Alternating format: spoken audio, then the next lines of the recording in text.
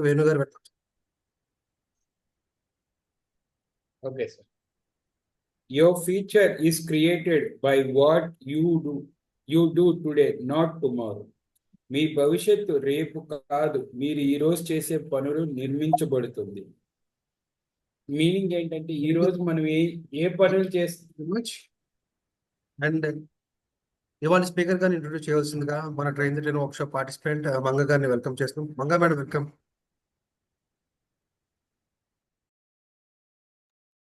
మంగ గారు వెల్కమ్ అండి.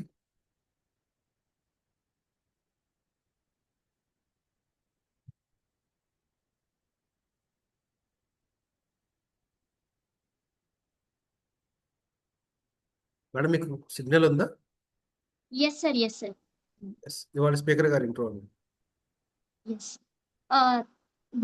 Happy evening, everyone. Thank you so much for giving this opportunity to introduce the wonderful speaker. Sir, name వచ్చేసి Mr. Nanduri Subbarao sir. Sir, ఎంత గొప్ప like introduction ని introduce చేయడానికి నేను చాలా హ్యాపీ ఫీల్ అవుతున్నాను. సార్ మన తెలుగు రాష్ట్రాల్లో ప్రసిద్ధ రచయిత, జర్నలిస్ట్ అండ్ అనువాదకులు అండ్ మంచి శిక్షకులు కూడా. అండ్ తన యొక్క చదువు విషయానికి వస్తే degrees psychology, human resource management, journalism and political science ని కూడా చేశారు సార్. ఎన్ని మల్టిపుల్ డిగ్రీస్ ఉన్న పర్సన్ మనతో ఉండడం మనం చేసుకున్న అదృష్టం. అండ్ సార్ ఎక్స్పీరియన్స్ వర్క్ ఎక్స్పీరియన్స్కి వస్తే 25 సంవత్సరాల టీచింగ్ ఎక్స్పీరియన్స్ ఉంది సార్కి. దాంతో పాటు తను అందరికీ తన యొక్క మంచి స్కిల్స్ ని ఇవ్వాలని, లైఫ్ స్కిల్స్ ని కానీ మేనేజరల్ కాంపిటెన్సెస్ ని నేర్పించడానికి స్టూడెంట్స్ కి, ప్రొఫెషనల్స్ కి, ట్రైనర్స్ కి చాలా ఆసక్తి చూపించారు సార్. ఇప్పటికీ కంటిన్యూ చేస్తూనే ఉన్నారు. అండ్ అంతేకాకుండా సార్ తన యొక్క స్పెషల్ స్కిల్ గా చదువులో గెలుద్దాం రండి అనే ఒక పుస్తకాన్ని రచించారు. అండ్ తను కొన్ని పుస్తకాలకి అనువాదం కూడా చేశారు. అంటే బహురూపి గాంధీ, థింక్ అండ్ గ్రో అనే కొన్ని పుస్తకాలను కూడా సార్ అనువాదం చేశారు. సార్ గురించి చెప్పాలంటే మంచి ప్రసంగకుడిగా, వ్యాసకర్తగా, అనువాదకుడిగా ఆయన గుర్తింపు పొందుతూ వచ్చారు. ఇంతకు thank you so much sir for your coming to this session and we're very happy to have you here. Digital dais is yours. Thank you Manga గారు. Thank you for your warm introduction. చాలా రోజుల తర్వాత impact వేదిక మీద, అందులోనూ విజయవాడ వాళ్ళకి టీటీడబ్ల్యూఎస్ session చెప్పే అవకాశం మా ప్రదీప్ వలన వచ్చింది. ఇక్కడికి వచ్చిన తర్వాత ఇంకా చాలా ప్లెజెంట్ సర్ప్రైజెస్ ఉన్నాయి. నా ఫ్రెండు అండమాన్ నుంచి సురేష్ కూడా వచ్చినట్టున్నాడు. సురేష్ నువ్వే కదా జూమ్ యూజర్ అని ఉన్నది. అట్లాగే అంతకన్నా మోస్ట్ ప్లెజెంట్ సర్ప్రైజ్ ఏంటంటే డాక్టర్ ఎంవి రావు సార్ ఉండటం.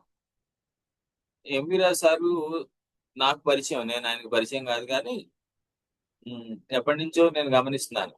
సారు నెలలో ప్రతి 2వ వారం ఏదో ఒక రోజు ఆయన హాస్పిటల్లో evening personality development session conduct చేస్తూ ఉంటారు, డిఫరెంట్ టాపిక్స్ మీద అవేర్నెస్ సెషన్. ఎప్పుడైనా సరే అక్కడికి వెళ్ళి సెషన్ చెప్పాలనే ఆలోచన నాకు ఉండేది కోవిడ్ కన్నా ముందు నుంచి. We have so many common friends sir. Doctor TS Rao గారు నా గురువు గారు, నేను ఆయనకి చాలా ఇది చేశాను. మీకు రేవంత్ శెట్టి జితేంద్ర హనుమాన్ జంక్షన్ ఉన్నాడు కదా, అతను కూడా మీకు తెలుసు అనుకుంటా. అతను నాకు శిష్యుడి కింద లెక్క. Hanuman junction. Thank you for your recognition సుబ్బరారు. అదే మీ దగ్గరికి వచ్చి మీ ప్రెమిసిస్ లో చెప్పలేకపోయినా నా అదృష్టవశాత్తు నా క్లాస్ కి మీరే వచ్చారు. ఎవ్రీ సాటర్డే జూమ్ క్లాసులు పెడతాము. సో తప్పనిసరిగా ఇదివరకు ఆఫ్లైన్ కూడా పెట్టేవాళ్ళు అనుకుంటండి. ఇదివరకు ఆఫ్లైన్ అంటే కోవిడ్ వచ్చిన తర్వాత జూమ్ క్లాస్ మారారు. అవునవును, అందుకు మీరు ఆఫ్లైన్ పెడుతున్నప్పటి నుంచి కూడా నాకు తెలుసు. Thank you. నేను అంటే నాకు ఈ సైకాలజీ లైన్ లో టిఎస్ రావు గారు గురువు గారు లాంటి వాళ్ళండి. నేను జర్నలిస్ట్ గా ఆయనకు పరిచయం అయ్యి ఆయన బుక్స్ కోసం చాలా కాలం వర్క్ చేశాను. ఆయన బుక్స్ కోసం వర్క్ చేస్తున్నప్పుడు so I have a degree అని అనిపించి సైకాలజీ డిగ్రీ కంప్లీట్ చేశాను. ఆ తర్వాత కోవిడ్ తర్వాత అనుకోకుండా, అంటే ఆల్రెడీ టీచింగ్ బ్యాక్గ్రౌండ్ ఉండటం వల్ల పూర్తి స్థాయి కేసి మోటివేషనల్ స్పీకర్ గా ట్రైనర్ గా వచ్చాను. Hearty congratulations, sir. Thank you very much sir for being here. అంటే మీరు ఇంత ఉండి కూడా ఇంకేదో నేర్చుకునేందుకు అవకాశం ఉంటుంది. ఇక్కడ ఏముంటుందో చూద్దాం, ఏమంటారు, గుట్టెడు ఊకలో ఒక నూక గింజన దొరకపోతుందా అని మీరు ఇక్కడికి వచ్చి ఉన్నారని మాకు అర్థమైంది. Thank you very much. So Thank మిగిలిన you. వాళ్ళందరూ కూడా నేను ఈ డిటిడబ్ల్యూఎస్ క్లాసులకి అటెండ్ అయ్యే వాళ్ళందరినీ కూడా ముఖ్యంగా హృదయపూర్వకంగా అభినందిస్తాను. ఎందుకంటే to be brief and to the point, మన గురించి, మన అభివృద్ధి గురించి, మన పాజిటివ్ డెవలప్మెంట్ గురించి టైం కేటాయించుకోవడం మనకు అన్నిటికన్నా ఎక్కువ పెద్ద ఛాలెంజ్. మనకి సోషల్ మీడియా రాకముందు ప్రతి మనిషికి 2-3 గంటలు ఖాళీ ఉండేది. అప్పుడు ఏం చేసేవాళ్ళు అంటే టీవీ సీరియల్ చూసేవాళ్ళు అందరు. పాపం అందరూ ఆడవాళ్ళు మగవాళ్ళు కూడా ఎవరి సీరియల్ వాళ్ళు చూసేవాళ్ళు. ఇప్పుడు దాని స్థానంలో అది అంతకుముందు టీవీ సీరియల్ రాకముందు ఏం చేసామంటే మగవాళ్ళు రాజకీయాలు ఏ రచ్చబండ కింద మాట్లాడేవాళ్ళు, ఆడవాళ్ళు పక్కింటి పిన్ని గారితో మాట్లాడేవాళ్ళు, లేకపోతే వారపత్రికలు చదివేవాళ్ళు, ఇంకోటి ఏదో చేసేవాళ్ళు. ఎప్పుడు 2-3 గంటలు రోజుకు ఏదో కాలక్షేపం చేస్తానే ఉంటాం మనం, తక్కువే ఉండదు. కానీ ఎప్పుడన్నా ఒక అరగంట మనం ఖచ్చితంగా రోజు వ్యాయామం చేయాలని కానీ, రోజు మంచి పుస్తకం చదవాలని కానీ ఒక టార్గెట్ పెట్టుకుని మన అరగంట మనం కేటాయించుకోగలిగామా అంటే చాలా కష్టం. It's almost next to impossible.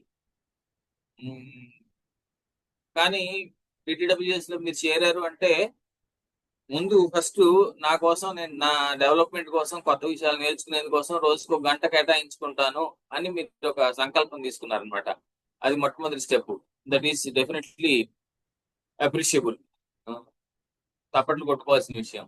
తర్వాత అటెండ్ అయ్యారు అంటే రెగ్యులర్ గా ఇప్పుడు 20 సంవత్సరాలు, 20 రోజులు, 30 రోజుల నుంచి వస్తున్నారు అంటే ఇది సరే. ఈ 2 దాటిన తర్వాత 3వది కాస్త అనుమానం అనుకోండి. ఆ 3వ విషయం అడిగితే నేను చేదస్తంగా ఉంటుంది, అదే కాస్త జుట్టు నెరిసింది కనుక చేదస్తంగా ఉండేది ఉంది. అసైన్మెంట్లు చేస్తున్నారా అని doubt.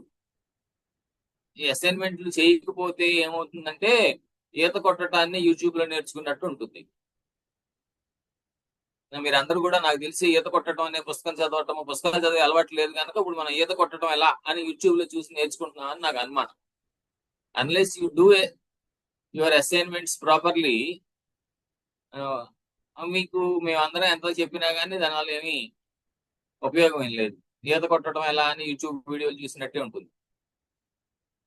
Okay, coming back to the point, నా పర్సనాలిటీ డెవలప్మెంట్ లో SWOT అనాలిసిస్ నా మోస్ట్ ఫేవరెట్ సబ్జెక్ట్. అంటే నేను రాసిన మొట్టమొదటి పుస్తకం SWOT అనాలిసిస్ మీద రాశాను దాదాపు 15 సంవత్సరాల క్రితం. తెలుగులో నేను దానికి స్థితి విశ్లేషణ అని పేరు పెట్టాను. పుస్తకం అనకూడదు అనుకోండి, దాన్ని బుక్ లెట్ అనాలి. About 20 pages, 25 pages. ఎందుకంటే అప్పటి నుంచి ఇప్పటికీ ఐ స్టిల్ బిలీవ్ అసలు పర్సనాలిటీ డెవలప్మెంట్ లో, వ్యక్తిత్వ వికాసంలో, SWOT అనాలిసిస్ కి మేనేజ్మెంట్ లో, బిజినెస్ స్ట్రాటజీలో, బిజినెస్ ప్లానింగ్ లో అద్భుతమైన స్థానం ఉంది. చాలా ప్రామినెంట్ ప్లేస్ ఉంది. It's an MBA subject. ఇక్కడ ఎవరైనా MBA స్టూడెంట్స్ ఉంటే, MBA చదివిన వాళ్ళు ఉంటే SWOT అనాలిసిస్ అనేది MBA లో ఒక చాప్టర్. అది కంపల్సరీగా చేయాల్సిన ఇది.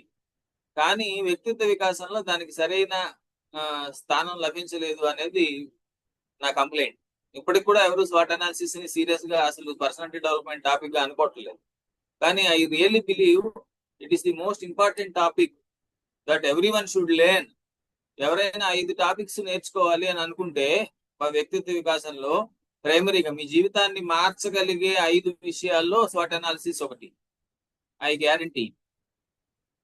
మీకు SWOT అనాలిసిస్ అనేది తెలిసి దాన్ని మీరు జీవితంలో ఇంప్లిమెంట్ చేయగలిగితే మీరు జీవితంలో చాలా విషయాల్లో నెక్స్ట్ లెవెల్లో ఉంటారు. I guarantee. నేను నా కాలేజ్ డేస్ నుంచి SWOT అనాలిసిస్ అబ్జర్వ్ చేస్తాను, SWOT అనాలిసిస్ యూజ్ చేస్తున్నాను నా కోసం, ఇతరుల కోసం. అండ్ ఐఎమ్ ఇది అఫ్ కోర్స్ చాలా టెక్నిక్స్ ఉన్నాయి, అన్ని ఎవరు ఉపయోగిస్తే వాళ్ళకి ఉపయోగపడతాయి ఇందాక నేను చెప్పినట్టు. కానీ particularly SWOT analysis is very very important in this complex space.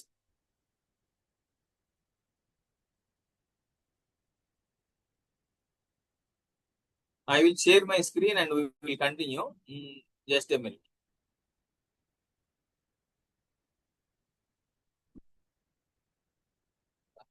అదే ప్రదీప్ ఓకే కదా? స్క్రీన్ క్లియర్ కనపడుతుంది కదా? Clear sir.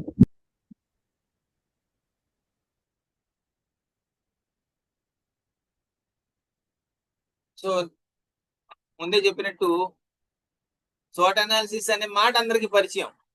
మనకి దురదృష్టం ఏంటంటే చాలా విషయాలు మనకి పరిచయం, కానీ పరిచయం ఉన్నది అన్ని కూడా ఇప్పుడు ఎలా ఉంటుందంటే మీకు ఇంపాక్ట్ లో ఉన్న వాళ్ళకి చాలా మందికి నండూరు సుబ్బారావు తెలుసా అంటే తెలుసు, కానీ నండూరు సుబ్బారావు ఎక్కడ ఉంటాడు, ఏం చేస్తాడు, ఆయన ప్రత్యేకత ఏంటి, అసలు దేనికైనా పనికొస్తాడా, మనకెందుకైనా ఉపయోగపడతాడా అని ఎంతమంది తెలుసు? ఏదైనా మీ అవసరం వస్తే మీరు నండూరు సుబ్బారావుని దేనికి వాడుకోగలరు? ఆల్మోస్ట్ 99% మందికి తెలియదు. నండూరు సుబ్బారావు తెలుసా అంటే అందరూ తెలుసు అని తలకాయ చెప్తారు, మహా అయితే కొంతమంది ఫోన్ నెంబర్ కూడా ఇస్తారు, అంతకన్నా ఇంకోటి ఏం తెలియదు. దురదృష్టవశాత్తు పర్సనాలిటీ డెవలప్మెంట్ లో మనం ముఖ్యమైన విషయాలు మాట్లాడుకుంటున్నప్పుడు చాలా సందర్భాల్లో ఇదే తప్పు జరుగుతోంది. యు సే దట్ మనకు తెలుసు, గోల్ సెట్టింగ్ తెలుసా? అబ్బో తెలుసండి. ఓహో తెలుసు కదా. గోల్ సెట్టింగ్ లో స్మార్ట్ గోల్స్ తెలుసా? తెలుసండి. తెలుసు కదా. నీ లైఫ్ లో నువ్వు ఎన్ని స్మార్ట్ గోల్స్ పెట్టుకున్నావు? గోల్ సెట్టింగ్ ప్రిన్సిపల్స్ ఏం ఫాలో అవుతున్నావు? ఏమైనా చేసావా? ఎంతమంది చేస్తున్నావు? తెలీదండి. ఎందుకు చేయట్లా? తెలీదండి. తెలిసి ఇంపార్టెంట్ క్వశ్చన్. సో యాక్చువల్ గా చెప్పాలంటే గోల్ సెట్టింగ్ మనం చేసుకోవట్లేదా? చేసుకుంటున్నాం. ప్రతిరోజు వాడి పొద్దున్న లేవగానే ఏమేమి పనులు పూర్తి చేయాలి అని చూసుకుని లిస్ట్ రాసుకుంటున్నాం అంటే, మనసులో అయినా కాగితం మీద రాసుకోపోయినా అనుకుంటున్నాం అంటే అది గోల్ సెట్టింగే కదా. సంవత్సరంలో అది మనకి ఎప్పుడో, అది జనవరి 1 రోజునో, ఉగాది రోజునో, లేకపోతే ఇన్కమ్ ట్యాక్స్ వేసే రోజునో, ఈ సంవత్సరం ఇన్ని డబ్బులు సంపాదించాం, ఇంత లాభం వచ్చింది, ఇంత నష్టం వచ్చింది, దీపావళి రోజునో, ఒక్కొక్కరికి ఒక్కో రోజు వెనక్కి తిరిగి లెక్క చూసుకునే అలవాటు ఉంటుంది. లెక్క చూసుకుని అరే ఈ సంవత్సరం ఇలాగ అయింది, వచ్చే సంవత్సరం ఇంకోలాగా చేయాలి అనుకుంటున్నాం అంటే అది గోల్ సెట్టింగ్ చేస్తున్నట్టే కదా. కానీ దాన్ని ప్రాపర్ గా ఎందుకు చేయట్లేదు, సీరియస్ గా ఎందుకు చేయట్లేదు, మనసు పెట్టి ఫోకస్ గా ఎందుకు చేయట్లేదు? వీ డోంట్ నో, మనకు తెలియదు. ఎందుకంటే మనకు తెలిసిన విషయాలని మనవిగా చేసుకోవటంలో, అంటే మనకు ఉపయోగపడేలాగా మన ఆలోచనలో, మన జీవిత విధానంలో భాగంగా చేసుకోవటంలో మనం చాలాసార్లు ఫెయిల్ అవుతున్నాము. తెలియటం వేరు. అంటే చాలా మందికి సిగరెట్ వల్ల నష్టాలు తెలుసు. ఇప్పుడు అదృష్టవశాత్తు స్మోకర్స్ తగ్గారు. మా చిన్నప్పుడు సినిమా హీరోలు అందరూ ఓపెన్ గా సిగరెట్లు తాగితే సిగరెట్ తాగటం అనేది హీరోయిజం అనుకునేవాళ్ళు.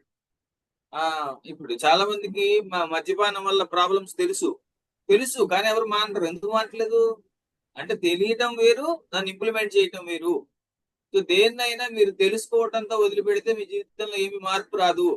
దాన్ని ఇంప్లిమెంట్ చేయగలిగితేనే మార్పు వస్తుంది. So in the next 45 minutes I will try to introduce you SWOT analysis so that you can use it in your life. SWOT analysis అంటే ఏంటి అంటే, మీకు తెలిసిన దానికన్నా నేను పెద్ద గొప్ప విషయాలు చెప్పచ్చు కూడా కొన్ని డిఫరెంట్ పాయింట్స్, ఎందుకంటే నేను ప్రాక్టికల్ గా యూజ్ చేస్తున్నవాడిగా. కానీ మీరు నిజంగా యూజ్ చేసుకోదలుచుకుంటే, మీ లైఫ్ లో మీరు ఎప్పుడైనా SWOT అనాలిసిస్ చేసుకోదలుచుకుంటే, అది ఎప్పుడు చేసుకోవాలి, ఎలా చేసుకోవాలి, ఎందుకు చేసుకోవాలో నేను మీకు ఖచ్చితంగా హెల్ప్ చేయగలను. Please be with me for the next 45 minutes.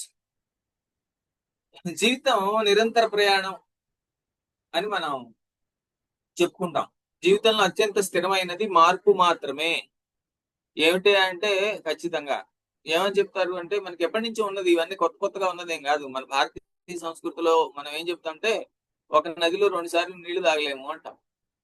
ఎందుకని? ఇప్పుడు నీళ్లు తాగి ఒక గంటకి మళ్ళీ ఒక నదిలో 2 సార్లు స్నానం చేయలేము అంటాం. మళ్ళీ గంటకి నువ్వు అక్కడే స్నానం చేస్తే, మళ్ళీ పావు గంటకి స్నానం చేస్తే ఆ నది రేవు అక్కడే ఉంటుంది, ఆ మెట్టు అక్కడే ఉంటుంది, కానీ అక్కడ ఆ నీళ్లు ఉండవు, నీళ్లు వెళ్ళిపోయి ఉంటాయి. సో ఒక నదిలో 2 సార్లు కాదు, నేను అంటాను ఒక హోటల్లో 2 సార్లు టిఫిన్ చేయలేవు అంటా నేను. అదే హోటల్లో అదే టేబుల్ దగ్గర కూర్చుని అదే ఇడ్లీ నువ్వు ఆర్డర్ ఇచ్చినా, ఇవాళకి రేపటికి ఆ నీ చుట్టుపక్కల, నీ టేబుల్ చుట్టుపక్కల ఉన్న ఇరుగు పొరుగు వేరే టేబుల్స్ మీద ఉన్న వాళ్ళు మారతారు. నీతో టేబుల్ షేర్ చేసుకునే వాళ్ళు మారచ్చు మోస్ట్ ఆఫ్ ది టైమ్స్. అదే వంట వాడు వేసాడో లేదో తెలియదు, వేసిన వాడి మైండ్ సెట్ వేసినప్పుడు ఎలా ఉందో తెలియదు.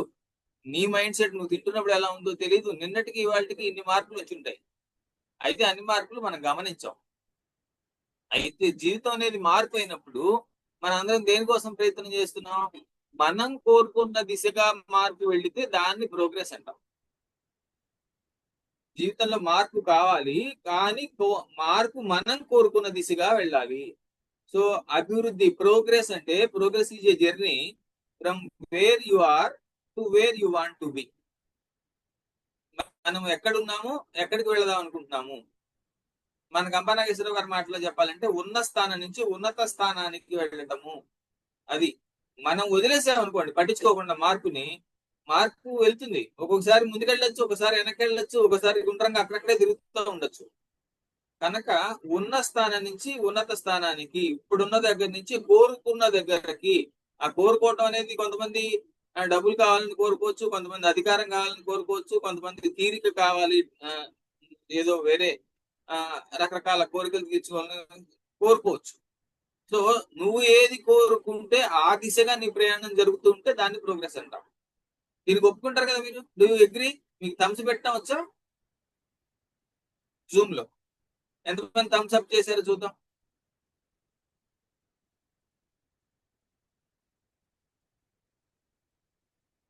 ఓన్లీ 2. మిగిలిన వాడికి వింటలేదా, ఒప్పుకోవట్లేదా? నేను ఒక డెఫినేషన్ ఇచ్చాను. Progress is a journey from where you are to where you want to be. పాపం ఆవిడెవరో ఉత్సాహంగా అందరి బదులు ఆవిడే థమ్స్ అప్ ఇస్తున్నారు. గోల్డ్ అండ్ థమ్స్ అప్ లెక్కేసుకోండి అని. Thank you madam. పేరు గుర్తుపట్టలేదు నేను. సో ఇక్కడ సమస్య ఏంటి? నేను గోల్ సెట్టింగ్ గురించి క్యాజువల్ గా మాట్లాడలేదు. If you want to go somewhere and మీరు ఏదైనా ఊరు వెళ్ళాలి, మనకి అక్కడ కనపడుతున్న ఎవరిని, గుప్తా గారిని అడిగాం అనుకోండి, రమేష్ గుప్తా గారు అనుకుంటా. రమేష్ గుప్తా గారుని, సార్ రమేష్ గుప్తా గారు, నేను వరంగల్ వెళ్ళాలి, నాకు దారి చెప్పండి, బెస్ట్ పాసిబుల్ వే అని అడిగాను. నాకు ఏది మంచి దారి అని. సో గుప్తా గారు ఏమడుగుతారు? ఎలా వెళ్తే మంచిదండి వరంగల్ అని చెప్తే ఏమడగాలి గుప్తా గారు? మీ దగ్గర ఏ వెహికల్ ఉంది, లేదా ఏ ట్రాన్స్పోర్ట్ మోడ్ లో వెళ్దాం అనుకుంటున్నామా అనేది అడగాలి sir. Very good, very good. ఇంకా ఎన్ని అవర్స్ లో వెళ్దాం అనుకుంటున్నారు అనేది, వెరీ గుడ్. ఎవరితో ట్రావెల్ చేస్తున్నారు అనేది కూడా అడగచ్చు. Very good. ఇవి అడిగిన తర్వాత ఇంపార్టెంట్ క్వశ్చన్ ఉంటుంది. ఇంకో ఇంపార్టెంట్ క్వశ్చన్ ఉంది, ఎవరన్నా చెప్తారా? Fuel sir. అదే ఆయన చెప్పేసారులేండి. ఏ వెహికల్ అంటే ఫ్యూయల్ అనేది అదే కదా అర్థం. ఇంకా సురేష్ గారు, ఎందుకు వెళ్ళాలనుకుంటున్నారు వరంగల్? ఎందుకు వెళ్ళాలనుకుంటున్నారు అక్కర్ల మనకి. పాపం ఎందుకు వెళ్ళాలనుకోకపోతే దారి చెప్పరా ఏంటి? ఇంకా బాగుంది, బాగుంది. Good participation.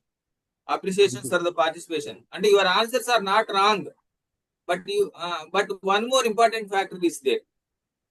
Your answers are right. అంటే ఏ దారిలో వెళ్ళాలనుకుంటున్నారు అది ఆల్రెడీ చెప్తున్నా. ఏ దారిలో వెళ్ళాలని మిమ్మల్ని అడుగుతున్నాను సార్ చిరంజీవి గారు. ఏంటి మీరు ఇంతకుముందు ఒకసారి చేసేసారు కదా, మీరు మెంటర్ గా ఉన్నారు ఇప్పుడు? లేదు, నేను అక్కడికి వచ్చాను సార్, జేసీఐ దగ్గరికి వచ్చాను. అంటే మీరు అదే నాకు నేను గుర్తుపట్టాను, మెగాస్టార్ దాని పేరేంటి, మ్యూచువల్ ఫండ్ చిరంజీవి గారు. అవునవును సార్. అవునవును, నేను గుర్తుపట్టాను మిమ్మల్ని. Sir, may I know the question one more time? Sorry, signal problem. If you want to go somewhere and wanted to find the best possible route, మిమ్మల్ని అడిగాను అనుకోండి, what is the best possible route to Warangal అని, నన్ను please show me the best possible route to Warangal అని మీరు ఏ question అడగాలి?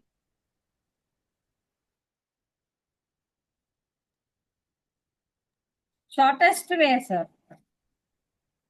Shortest way, longest way కాదు. క్వశ్చన్ మీరు ఏం అడగాలి? షార్టెస్ట్ వేనే చెప్పాలి కదా. మీరు గూగుల్ భాష మాట్లాడుతున్నారు, షార్టెస్ట్ వేనా ఫాస్టెస్ట్ వేనా అని. సరే సరే, నేనే చెప్పేస్తాను. అయితే మీరందరూ నాకు బాకీ ఉన్నారనమాట. మీరు పాయింట్ బాకీ ఉన్నారు. మీరు ఎక్కడున్నారు అని అడగాలి ఫస్ట్. హైదరాబాద్ లో వాళ్ళు వరంగల్ రావాలంటే ఒకటి, తిరుపతి వాళ్ళు వరంగల్ రావాలంటే ఒక దారి, విజయవాడ వాళ్ళు వరంగల్ వెళ్ళాలంటే ఒక దారి కదా. ఫస్ట్ మీరు ఎక్కడున్నారు అడగాలి. మనం జూమ్ లో మాట్లాడుకుంటున్నాం కదా. You assume where I yam.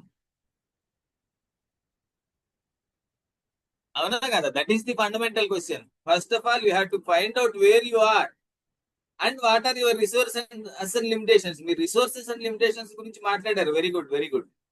అందరూ ఏంటి, నీ దగ్గర ఎన్ని డబ్బులు ఉన్నాయి, ఎంతసేపట్లో వెళ్దాం అనుకుంటున్నావు, ఏ వెహికల్లో వెళ్దాం అనుకుంటున్నావు, నువ్వు ఒక్కడో వెళ్దాం అనుకుంటున్నావా, పిల్ల జిల్లాతో వెళ్దాం అనుకుంటున్నావా, మధ్యలో టిఫిన్ కి ఆగాలా అక్కర్లేదా, ఇవన్నీ లెక్కేసుకున్నారు. That is good. You're talking about resources and limitations. కానీ the primary question is where you are. మీరు ఎక్కడున్నారు అని అడగాలి కదా. దాన్ని బట్టి కదా మిగిలిన ఆన్సర్లు. రైట్? సో దీన్ని మనం లైఫ్ ఇంప్లిమెంట్ చేసుకుందాం. లైఫ్ ఇంప్లిమెంట్ చేసుకుంటే గోల్ అంటే ఏంటి, where we want to be. మనం ఎక్కడికి వెళ్ళాలి, వరంగల్ వెళ్ళటం అనేది మన గోల్ కదా. మనందరం గోల్ సెట్టింగ్ గురించి తెగ మాట్లాడేసుకుంటున్నాం. ఎప్పుడన్నా మనం ఎక్కడ ఉన్నాము అని ఎవరికన్నా గోల్ సెట్టింగ్ చెప్పేటప్పుడు మీరు అడిగారా వేర్ యు ఆర్ అని? మీరు గోల్ సెట్టింగ్ చేసుకునేటప్పుడు వేర్ యు ఆర్ అని తెలుసుకున్నారా? ఆ వేర్ యు ఆర్ మీరు తెలుసుకోవాలంటే SWOT అనాలిసిస్ చేయాలి. So if you are not doing SWOT analysis, your plan will go wrong. మీరు వరంగల్లో, తంజావూరు, బెనారస్ ఎక్కడికి వెళ్ళాలో, అమెరికానో వెళ్ళాలని మీరు ఎన్ని ప్లాన్లన్నా వేసుకోండి. మీరు ఎక్కడున్నారో తెలుసుకున్న తర్వాత కదా ప్లాన్ వేయాలి. లేకపోతే ప్లాన్ ఫెయిల్ అయ్యే ఛాన్స్ డెఫినెట్ గా ఉంటుంది. Do you agree? So that is why I'm saying SWOT analysis is the very very important thing in the life. In every situation, అన్ని సిచ్యువేషన్స్ లోనూ కూడా SWOT అనాలిసిస్ అనేది tool. మనం ఎక్కడున్నామో తెలుసుకున్న తర్వాత కదా మనం గోల్ గురించి, అఫ్ కోర్స్ గోల్ కావాలి. సో గోల్ సెట్టింగ్ తర్వాత ప్లానింగ్ అనే 2 స్టేజ్లు ఉంటాయి కదా. గోల్ సెట్టింగ్ కి ప్లానింగ్ కి మధ్యలో ఉన్న స్టేజ్ SWOT అనాలిసిస్. మధ్యలో ఉన్న SWOT అనాలిసిస్ అనే స్టేజ్ ని మీరు సరిగ్గా చేయకపోతే, దాన్ని నిర్లక్ష్యం చేస్తే, మర్చిపోతే మీ ప్లానింగ్ ఫెయిల్ అయ్యే అవకాశం ఉంటుంది. Do you agree on this? Yes, sir. Right? So goal setting తర్వాత మళ్ళీ ఇప్పుడు SWOT అనాలిసిస్ చేసుకోవాలి. SWOT అనాలిసిస్ గురించి ఇప్పుడు కొన్ని విషయాలు మనం డీటెయిల్ గా ఎలా చేసుకోవాలో చెప్పడంతో పాటు కొన్ని విషయాలు చెప్తాం. సో SWOT అనాలిసిస్ అంటే మీకు ఎస్ అంటే ఎస్ ఫర్ స్ట్రెంగ్స్. స్ట్రెంగ్స్ అంటే ఏంటి? కాంపిటేటివ్ అడ్వాంటేజెస్ అని చెప్తాం. మన కాంపిటీషన్ లో, మన జీవితమే ఒక కాంపిటీషన్ కనుక కాంపిటేటివ్ అడ్వాంటేజెస్ అని చెప్తాం. లేదా మన గోల్ వైపుకు మనల్ని తీసుకెళ్లేందుకు, ఈజీగా తీసుకెళ్లేందుకు మనకు ఉపయోగపడే సాధనాలు. ఉదాహరణకి ఇందాక మనం అనుకున్నట్టు వరంగల్ వెళ్దాం అనుకుంటే మనకు సొంత కారు ఉందనుకోండి, మీకు డ్రైవింగ్ వచ్చు అనుకోండి, మీరు హైవే మీద మీ ఊరు నుంచి డైరెక్ట్ గా వరంగల్ కి ట్రైన్స్, బస్సులు ఉన్నాయనుకోండి, ఇవన్నీ ఏమవుతాయి? స్ట్రెంగ్స్ అవుతాయి. లేకపోతే ఇది. సో స్ట్రెంగ్త్ అంటే కాంపిటేటివ్ అడ్వాంటేజెస్ అంటే when we're competing with the society or when we're competing in the examinations or something, దాన్ని కాంపిటేటివ్ అడ్వాంటేజెస్ అంటాం. లేదనుకుంటే మనం ఏమనుకోవాలంటే the points are the factors which take you towards your goal are your strengths. మీ goal వైపు మిమ్మల్ని తీసుకెళ్లేందుకు ఉపయోగపడేవన్నీ కూడా మీకు స్ట్రెంగ్స్. కానీ అన్ని అంటే మనకు అప్పుడు వస్తుంది, అన్ని స్ట్రెంగ్స్ కొన్ని మాత్రమే స్ట్రెంగ్స్ అనేది. Okay, we will discuss it, don't worry.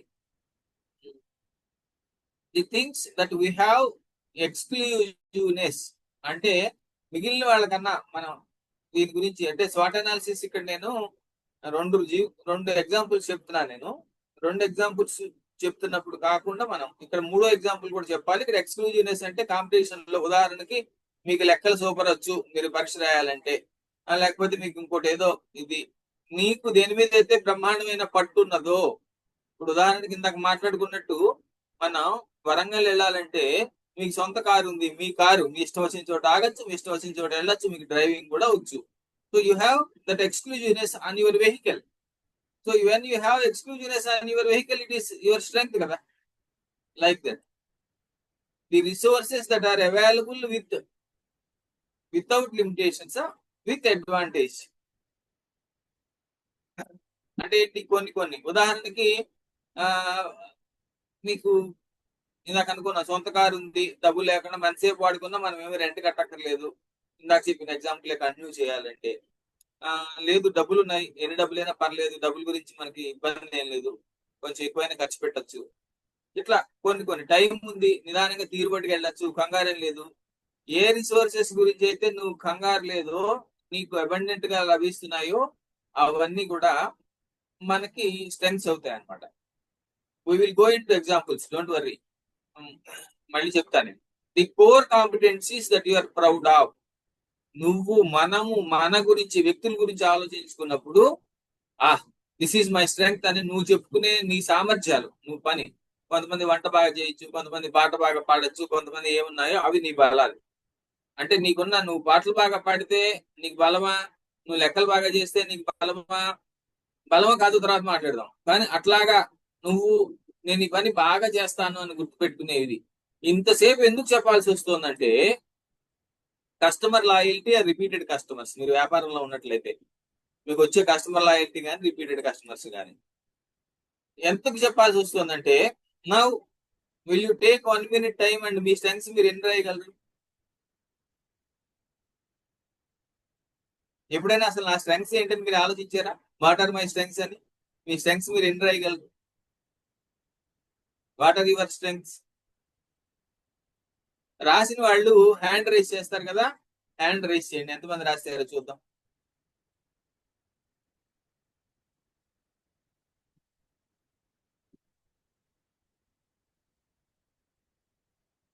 Manga గారు హ్యాండ్ రైస్ చేశారు. కనీసం 3 స్ట్రెంగ్స్ రాసిన వాళ్ళు హ్యాండ్ రైస్ చేయండి.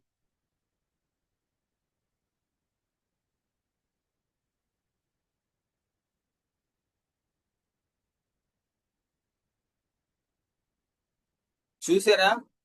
మన స్ట్రెంగ్స్ ఏంటో మనం తెలుసుకుని పేపర్ మీద రాసుకోవటం మనకు తేలికైన విషయం ఏం కాదు, చాలా కష్టం.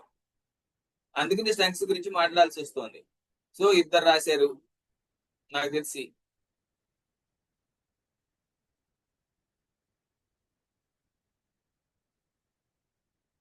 సో రాసిన వాళ్ళు రాసింది కరెక్టేనా అంటే రాసింది కరెక్ట్ కాదు. ఎందుకు కరెక్ట్ కాదో నేను తర్వాత చెప్తా. నేను రాయమన్నాను కానీ రాయటం కరెక్ట్ కాదు. హ్యూమన్ స్ట్రెంగ్స్ అంటే వ్యక్తిగా మనకున్న బలాలు, మన ఆరోగ్యం, మన ధైర్యం, మన అనాలిటిక్ పవర్, మనకి ఏదైనా నేర్చుకునే శక్తి ఉంటే అది, ఇవన్నీ హ్యూమన్ స్ట్రెంగ్స్ అంటాం. 2 ఆర్గనైజేషనల్ స్ట్రెంగ్స్. ఇప్పుడు ఇంపాక్ట్ తో కలిసి ఉంది, మీకు కలిసి ఉంటే ఇంపాక్ట్ తో కలిసి ఉండటం వల్ల మీకు ఏమవుతుంది? మీరు ఏదైనా స్కూల్లోకి వెళ్ళి మీరు ఒక మోటివేషన్ క్లాస్ చెప్తా ఉన్నారు అనుకోండి, నేను ఇంపాక్ట్ ట్రైనర్ని అని, మీకు అక్కడ వెంటనే ఎంట్రీ వస్తుంది. మీరు జేసీఐతో కలిసి ఉన్నారు, జేసీఐతో కలిసి వెళ్తే ఏదైనా మీకు వస్తుంది. అది మిమ్మల్ని చూసి కాదు, మీరు జేసీఐ మెంబర్ అవటం వల్ల, మీరు ఇంపాక్ట్ మెంబర్ అవటం వల్ల, ఇంపాక్ట్ ట్రైనర్ అవటం వల్ల మీకు వచ్చిన బలం. సో అట్లాంటి బలాన్ని ఆర్గనైజేషనల్ స్ట్రెంగ్త్ అంటాం.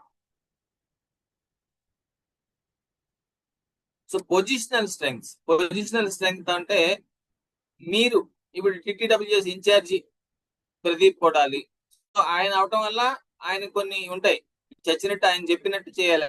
అసైన్మెంట్ చేయాలంటే చేయాలి, మానమంటే మానాలి, వద్దంటే వాళ్ళ క్లాస్ ఉందంటే ఉందనాలి, వద్దంటే వద్దనాలి, వాళ్ళు 8ంటికి అది 7:30కి పెడతామంటే రావాలి. అంటే అదొకటి. పొజిషనల్ స్ట్రెంగ్స్ అంటే మనం ఉన్న అధికార హోదా లేదా స్థితి వలన వస్తున్నవి. మనం తండ్రిగా ఉండటం వల్ల, మనం కొడుకుగా ఉండటం వల్ల, మనం భార్యగా ఉండటం వల్ల, మనం భర్తగా ఉండటం వల్ల మనకేవో కొన్ని అదనపు బలాలు ఉంటాయి, అంతే కదా. మిగిలిన వాళ్ళకి అవని పనులు మనకు అవుతాయి. మనం సెక్రటరీగా ఉండటం వల్ల, మన ప్రెసిడెంట్ గా ఉండటం వల్ల, మన ఆ పొజిషన్ లో ఉన్నంత సేపే బలం ఉంటుంది. మీరు గుర్తుపెట్టుకోండి, ఆ పొజిషన్ లో లేకపోతే మనకు ఆ బలం ఉండదు. సో ఏ పొజిషన్ లో ఉంటే మనకు బలం వస్తుందో అది పొజిషనల్ స్ట్రెంగ్త్. ఇలా కాకుండా, అంటే ఇక్కడ బంధుత్వం వలన, హోదా వలన వచ్చేవన్నీ పొజిషనల్ స్ట్రెంగ్స్ వ్యక్తులకి. ఇంకో రకమైన పొజిషనల్ స్ట్రెంగ్స్ ఉన్నాయి. Positional strengths are of 2 types.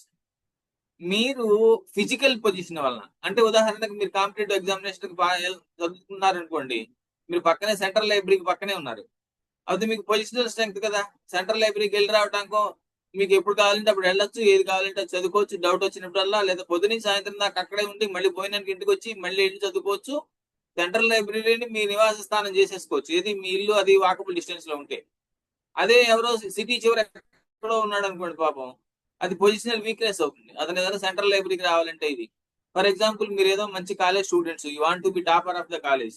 మీరు కాలేజీకి దగ్గరలో మీకు ఇల్లు ఉంది అనుకోండి, మీకు కాలేజీ నుంచి ఇంటికి వెళ్ళడానికి 10 నిమిషాలు పడుతుంది, 10 నిమిషాలు మళ్ళీ వెనక్కి రాగలుగుతారు. అదే పాపం ఇవాళ చూడండి, యావరేజ్ మీద ఒక స్టూడెంట్ కి కాలేజీకి వెళ్ళి రావడానికి పొద్దున్న గంటన్నర, సాయంత్రం గంటన్నర పడుతుంది. వాళ్ళకి 3 అవర్స్ వేస్టే కదా. మీకు రోజుకి 3 అవర్స్ కలిసి వచ్చినాయి కదా.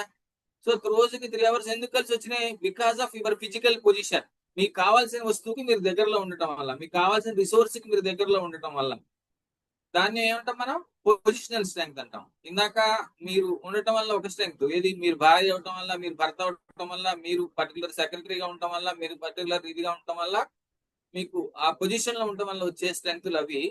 లేదా ఫిజికల్ పొజిషన్, కొన్ని మీకు కావాల్సిన వస్తువుకి దగ్గరగా ఉండటం వల్ల లేదా దూరంగా ఉండటం వల్ల వచ్చే స్ట్రెంగ్త్స్ కూడా పొజిషనల్ స్ట్రెంగ్త్స్. ఉదాహరణకి ఒక హోటల్ కడుతున్నాం అనుకోండి, అది మీరు 5 స్టార్ హోటల్ కడితే విమానాశ్రయానికి దగ్గరగా ఉంటే అది పొజిషనల్ స్ట్రెంగ్త్ అవుతుంది కదా. ఎందుకని? విమానాశ్రయానికి దగ్గరగా ఉన్న హోటల్ జనరల్ గా విమానాల్లో దిగే వాళ్ళే 5 స్టార్ హోటల్ కావాలనుకుంటారు. వాడికి విమానాశ్రయం దగ్గరగా ఏది ఉంటే అది ప్రిఫర్ చేస్తాడు. అది పొజిషనల్ స్ట్రెంగ్త్ అవుతుంది అనమాట. సో మెటీరియల్ స్ట్రెంగ్త్స్ ఇందాక చెప్పుకున్నాం, ఏది కావాలంటే అది. ఉదాహరణకి ఇల్లు కట్టుకునే వాళ్ళకి బెజవాడలో ఉంటే కొంత స్ట్రెంగ్త్ అని మనం అనుకుంటాం, హైదరాబాద్ ఉంటే కన్నా. ఎందుకని? బెజవాడలో ఇసుక దగ్గర కనుక. హైదరాబాద్ వాడు కూడా బెజవాడ నుంచి ఇసుక పట్టుకోవాలి, కృష్ణానది ఒడ్డు నుంచి. సో ఇట్లాగా సిమెంట్ ఫ్యాక్టరీ దీన్ని బట్టి ఉంటుంది అనమాట. వైజాగ్ లో ఉండేవాడికి మనకన్నా ఆబ్వియస్లీ స్టీల్ తక్కువ ఖరీదుకి దొరుకుతుంది. ఎంతైనా అవ్వచ్చు, కేజీకి 5 రూపాయలు తగ్గినా తగ్గినట్టే కదా, దానికి వచ్చేసరికి తగ్గుతుంది. సో మెటీరియల్ ఇందాక చెప్తుంది పొజిషనల్ స్ట్రెంగ్త్, ఇప్పుడు నేను చెప్తాను మెటీరియల్ స్ట్రెంగ్త్ అంటే మెటీరియల్ అబండెంట్ గా దొరకటం వల్ల. ఇందాక అనుకున్నాను, నది పక్కన కాలువ పక్కన ఉన్న వాళ్ళకి నీళ్ళు అన్ని వాడుకోవచ్చు. ఇంకేవో కొన్ని రకాలు ఉంటాయి. ఉదాహరణకి ఇట్లాంటి వాటిని మనం మెటీరియల్ స్ట్రెంగ్త్స్ అంటాం. అది డబ్బులు అయి ఉండొచ్చు, టైం అయి ఉండొచ్చు, ఆరోగ్యం అయి ఉండొచ్చు. ఇవన్నీ కూడా మనకి అట్లా వస్తాయి అన్నమాట. సో స్ట్రెంగ్త్ లెక్కేసుకునేప్పుడు ఏది స్ట్రెంగ్త్ కాదు, మిమ్మల్ని స్ట్రెంగ్త్ రాయమన్నప్పుడు మీరు తప్పు చేశారు అన్న. ఏమిటంటే ఉదాహరణకి మీరు ఐఏఎస్ ఆఫీసర్ అవుదాం అనుకుంటున్నారు అనుకోండి. ఐఏఎస్ ఆఫీసర్ అవుదాం అనుకుంటే మీకు బాగా పాటలు పాడటం వచ్చు, మీరు అద్భుతమైన పాట తీయగాలో సెలెక్ట్ అయ్యేంత గొప్ప సింగర్ మీరు, టాప్ వచ్చేట్టు. అది మీకు స్ట్రెంగ్త్ అవుతుందా? అవుతుందా? అవ్వదు సార్. అవ్వదు. ఎందుకని? బికాస్ మీరు పాడుతా తీయగాలో అవార్డు విన్నింగ్ సింగర్ అయినప్పటికీ మీకు ఐఏఎస్ ఆఫీసర్ సివిల్స్ ఎగ్జామినేషన్ లో పాస్ అవడానికి అది ఏ రకంగానూ ఉపయోగపడదు కనుక. రైట్? మీరు ₹1,00,00,000 సంపాదించుదాం అనుకుంటున్నారు నెక్స్ట్ 5 years లో. మీరు ఇప్పుడు పాడుతా తీయగాలో అవార్డు విన్నింగ్ సింగర్, మీకు అప్పుడు అది స్ట్రెంగ్త్ అవుతుందా? అవుతుంది. అవ్వచ్చు, నీకు వాడుకోవటం వస్తే. రైట్? మళ్ళీ ఇప్పుడు ఆరోగ్యం, మీరు you have very physical strength, బ్రహ్మాండమైన ఫిజికల్ స్ట్రెంగ్త్ ఉంది మీకు. సో దట్ మీరు రోజుకి 16 గంటల నుంచి 18 గంటలు అలసిపోకుండా బ్రహ్మాండంగా కష్టపడగలరు అనుకుంటే, ఐఏఎస్ ఆఫీసర్ అవ్వాలి అనుకుంటే అది మీకు స్ట్రెంగ్త్ అవుతుందా కాదా? స్ట్రెంగ్త్ అవుతుంది డెఫినెట్ గా. ఎందుకని? ఐఏఎస్ ఆఫీసర్ అవ్వడానికి బుర్ర కదండి కావాలి, బలం అని. అట్లా అని కానీ మీకు 6 ప్యాక్ ఉంది, మీరు బాడీ బిల్డర్, మీరు అప్పుడు మీకు ఐఏఎస్ ఆఫీసర్ అవడానికి అది స్ట్రెంగ్త్ అవుతుందా? అది మీరు మంచి ఇది అవ్వకపోవచ్చు. కనుక ఏమవుతుందంటే ఇది మనం అంటే మన స్ట్రెంగ్త్ అనే దాన్ని మన గోల్, ఇందాక మిమ్మల్ని స్ట్రెంగ్త్ రాయమన్నప్పుడు మీ గోల్ ఏంటో తలుచుకుని ఆ గోల్ పరంగా మీ స్ట్రెంగ్త్ రాసుకుంటేనే అది కరెక్ట్. గోల్ పరంగా స్ట్రెంగ్త్ రాసుకోకుండా, గోల్ ఏంటో తెలియకుండా స్ట్రెంగ్త్ రాసుకోలేము. రాసుకుంటే అది కరెక్ట్ అవ్వదు. స్ట్రెంగ్త్ షుడ్ హ్యావ్, అది ఒకటి. Strength should save your time, energy and effort. So ఇందాక అనుకున్నట్టు మీరు పాటలు పాడటం బాగా రావటం వల్ల ఐఏఎస్ ఆఫీసర్ పరీక్షలో మీకు టైం సేవ్ అవ్వదు, ఎనర్జీ సేవ్ అవ్వదు, ఎఫర్ట్ సేవ్ అవ్వదు కదా. కనుక అది స్ట్రెంగ్త్ కాదు. అట్లా చూసుకోవాలి మనం ప్రతిదీ. Strength should be noted with respect to the particular goal only. ఆ రెండు లింకే. ఎందుకంటే పర్టికులర్ గోల్ తో సంబంధం లేని స్ట్రెంగ్త్ నీకు ఉండటం వల్ల, ఇందాక అనుకున్నాం నీకు 6 ప్యాక్ బాడీ ఉంది, మంచి బాడీ బిల్డర్, నువ్వు మంచి అవార్డు విన్నింగ్ బాడీ బిల్డర్, అది నువ్వు ఐఏఎస్ ఆఫీసర్ అవడానికి ఏమైనా ఉపయోగపడుతుందా? లేదు. నువ్వు 6 ప్యాక్ బాడీ బిల్డర్ అయినా కూడా నీకు తొందరగా నిద్ర వస్తుంది అనుకో, ఎక్కువసేపు కూర్చొని చదవలేవు అనుకో, ఉపయోగం ఏం లేదు. So if it is not saving your time, energy and effort, it is not your strength. Right? You must be in a position. అన్ని ఉన్నాయి. ఏమంటారు? మీకు ₹1,00,00,000 ఉన్నాయి మీవే, కానీ బ్యాంకులో ఫిక్స్డ్ డిపాజిట్ అయి ఉన్నాయి. లేకపోతే ఇది మనందరికి ఇవాళ అమరావతిలోను, గుంటూరులోను ఉన్న వాళ్ళందరి పరిస్థితి, విజయవాడలో ఉన్న పరిస్థితి అదే. మనకి బ్రహ్మాండమైన స్థిరాస్తి ఉంటుంది ఎక్కడో, దాని అబ్బో రేట్లు బ్రహ్మాండంగా పెరిగాయి ఈ మధ్య మనకి 5 కోట్లు ఆస్తుందని చెప్పుకోవచ్చు. కానీ 5 కోట్ల ఆస్తి మీద మనకి 5,000 కూడా ఆదాయం రాదు. దాన్ని మనం అమ్ముకునే పొజిషన్ లో ఉన్నాం. దానివల్ల నీకేమైనా ఉపయోగం ఉందా? Is it your strength? No, it is not your strength. కనుక స్ట్రెంగ్త్ ఉండటం అని కాదు, దాన్ని నువ్వు వాడుకునేందుకు అనుకూలంగా ఉందా లేదా అనేది important. If it is not useful to you, మళ్ళీ ఫస్ట్ దాంట్లోకి వెళ్తాం. ఏమని? It will not save your time and energy and effort కదా, ఉపయోగం ఏముంది? కనుక అది నీకు స్ట్రెంగ్త్ కాదు. సో స్ట్రెంగ్త్ నేను ఎక్కువసేపు ఎందుకు కేటాయించాను అంటే, మనం ఏదైనా పోటీలో మనం గెలవాలి అంటే, అది జీవితం అనే పోటీలో అవ్వండి, ఉద్యోగం అనే పోటీలో అవ్వండి, ఇంకెక్కడైనా సరే, మీ బలాలు ఏంటో మీరు తెలుసుకుని వాటిని ఉపయోగించే పరిస్థితిలో మీరు ఉన్నప్పుడు మాత్రమే మీరు గెలవగలుగుతారు. దురదృష్టవశాత్తు అసలు మనం మన బలాల మీద ఫోకస్ పెట్టము. ఇది మనకున్న ప్రాబ్లం. కనుక మీ బలాల మీద ఫోకస్ పెట్టండి. మీకు చాలా బలాలు ఉండొచ్చు. ఆ బలాలను మీరు with respect to the goals రాసుకుని అనలైజ్ చేసుకున్నప్పుడు మాత్రమే మీరు వాటిని వాడుకోగలుగుతారు. So unless you do your SWOT analysis, you are not in a position to use your strengths. అంటే SWOT అనాలిసిస్, స్థితి విశ్లేషణ మీరు చేసుకోనట్లయితే మీ బలాలని వాడుకోగల స్థితిలో మీరు ఉండరు. మీ బలాలను వాడుకోగల స్థితిలో ఉండకపోతే obviously the risk of failure is high. So automatic గా వీక్నెస్ అంటే ఏంటి? బలాలకు ఆపోజిట్. మనని గోల్ వైపుకు తీసుకెళ్లేవి బలాలు, మనని గోల్ వైపుకి వెళ్లకుండా ఆపేవి, అడ్డుకునేవి, అడ్డుగోడలుగా నిలిచేవి మనకి బలహీనతలు. సో బలహీనతలు అంటే obstacles in the path of progress. Personal and organisational bad habits. వ్యక్తులుగా మనకు కొన్ని బ్యాడ్ హ్యాబిట్స్ ఉంటాయి, ఆర్గనైజేషన్ లో బ్యాడ్ హ్యాబిట్స్ ఉంటాయి. ఇప్పుడు ఆర్గనైజేషన్ లో బ్యాడ్ హ్యాబిట్స్ గురించి, నేను చేసే బ్యాడ్ హ్యాబిట్స్ గురించి, ఇంపాక్ట్ బ్యాడ్ హ్యాబిట్స్ గురించి మీకు తెలుసు కనుక నేను చెప్పట్లేదు. ఆర్గనైజేషన్ లో, ఒక ఆర్గనైజేషన్ లో కొన్ని బ్యాడ్ హ్యాబిట్స్ ఉంటాయి. దట్ విల్ మనకి తెలియకుండానే మనకి ఇబ్బంది కలిగిస్తాయి అన్నమాట అవి. So financial and material scarcity, చేతికి అవసరమైన డబ్బు అందకపోతే అది పెద్ద బలహీనత. అది దాని సంగతి మీ అందరికి తెలుసు కదా, నేనేం ప్రూవ్ చేయక్కర్లేదు కదా. అట్లాగే అవసరమైన మెటీరియల్ దొరకకపోతే అది చాలా పెద్ద బలహీనత అవుతుంది. ఇది చూసుకోవాలి. Positional and brand wise disadvantages, ఇది చాలా ఇంపార్టెంట్. పొజిషనల్ డిసడ్వాంటేజెస్ గురించి ఇందాక నేను చెప్పాను. అంటే ఏంటి? మనం కోడలుగా ఉన్నాం అనుకోండి, అత్తగారు ఏం చెప్పినా మనం వినాల్సి వస్తుంది. లేకపోతే మనం ఎంప్లాయీగా ఉన్నాం అనుకోండి, బాస్ నవ్వురాని జోకేసినా నవ్వాల్సి వస్తుంది. అది పొజిషనల్ డిసడ్వాంటేజ్ అనమాట. మనం ఏం కాదలేము, ఇందాక చెప్పినట్టు. అట్లా కాకుండా ఇందాక ఇంకో ఉదాహరణ కూడా చెప్పాను. కాలేజీకి దూరంగా ఉండటమో, లైబ్రరీకి దూరంగా ఉండటమో, మార్కెట్ కి దూరంగా ఉండటమో, ఇవన్నీ. మార్కెట్ కి దూరంగా ఉన్నారనుకోండి, మీరు లేడీస్ వారం వెళ్ళి షాపింగ్ చేసుకుని రావాలి, కూరగాయలు కొనుక్కు రావాలి. అది పొద్దున్న 2 గంటలు, సాయంత్రం 2 గంటలు శుభ్రంగా సెలవు రోజునో ఇంకో రోజునో అది దానికే పోతుంది. అదే మార్కెట్ పక్కన 5 నిమిషాల దూరంలో ఉందనుకోండి, ఎప్పుడు కావాలంటే అప్పుడు వెళ్ళి ఫోన్ మాట్లాడే లోపల షాపింగ్ చేసుకొచ్చేయచ్చు. ఫోన్ మాట్లాడుతూనే ఒక ఫోన్ కాల్ అయ్యే లోపల షాపింగ్ అయిపోతుంది. So positional advantage, positional disadvantage అది. సో బ్రాండ్ వైజ్ అని ఇక్కడ ఎందుకు చెప్పాను? బ్రాండ్ వైజ్ ఎందుకు చెప్పామంటే, మీకు ఎప్పుడైనా తెలుసా, ఏమంటారు దాన్ని, బెంజ్ కారు మినిమం ఇవాళ 35 లక్షలు ఉందనుకుంటా స్టార్ట్ అయ్యేది. బెంజ్ కానీ, BMW కానీ. బెంజ్ కారు వాడు అసలు ఆ 35 లక్షలకి తక్కువ కారు ఎందుకు రిలీజ్ చేయడు? వాడు 10 లక్షల కారు ఎందుకు రిలీజ్ చేయడు? ఎందుకు రిలీజ్ చేయడంటే 10 లక్షల కారు వాడు చేయలేక కాదు. ఒకసారి బెంజ్ కారుని 10 లక్షల కారు కింద జనాలు చూడటం అలవాటు పడితే, బెంజ్ కారు వేసుకునే వాడిని గొప్పగా ఎవరు చూడరు కదా. వాడి దగ్గర 50 లక్షలు, ₹1 కోటి, 2 కోట్ల కారు ఎవడో కొండనమాట. అలాగే మారుతి వాడు ఎప్పుడు మీకు 25 లక్షల పైన కారు రిలీజ్ చేయడు. ఎందుకంటే మారుతి కారు ₹1 కోటి పెట్టినా దాన్ని మనం 10 లక్షల కారు కింద చూస్తాం. Maruti car is for the entry level car, cheaper car అనమాట. మారుతి కార్ అంటే చీప్ కారే, బెంజ్ కార్ అంటే కాస్ట్లీ కారే. అప్పుడు ఏంటి, బెంజ్ కారు సంవత్సరంలో దేశం మొత్తం మీద 1000 బెంజ్ కార్లు అమ్మితే చాలు అనుకుంటారు. ఇప్పుడు పెరిగి ఉంటుంది అనుకోండి, డబ్బులు పెరిగాయి కనుక. ఒకప్పుడైతే సంవత్సరం మొత్తం మీద భారతదేశం మొత్తంలో 1000 కార్లు అమ్మితే చాలు. ఇప్పుడు మహా అయితే 10,000 కార్లు అమ్మితే చాలు అనుకుంటే గొప్ప. 10,000 కూడా అమ్మట్లేదేమో పర్టికులర్ మోడల్స్. అదే మారుతి వాడు 10 లక్షలు అమ్మాడు, వాడితో చూసి వీడు పోటీ పెడితే వాడు 10 లక్షలు అమ్ముతున్నాడు కదా అని. సో ఒక బ్రాండ్ కి ఒక అడ్వాంటేజ్ ఉంటుంది, ఒక డిసడ్వాంటేజ్. ఇది మనం ఏ బ్రాండ్ ని మనం చేస్తున్నాము అనే దాన్ని బట్టి మనకి అడ్వాంటేజ్ కొన్ని డిసడ్వాంటేజెస్ ఉంటాయి. వాటిని మనం ఏం చేయలేం. అవి మనం గుర్తించాలి అంతే. గుర్తించి వాటికి రెడీగా ఉండాలి.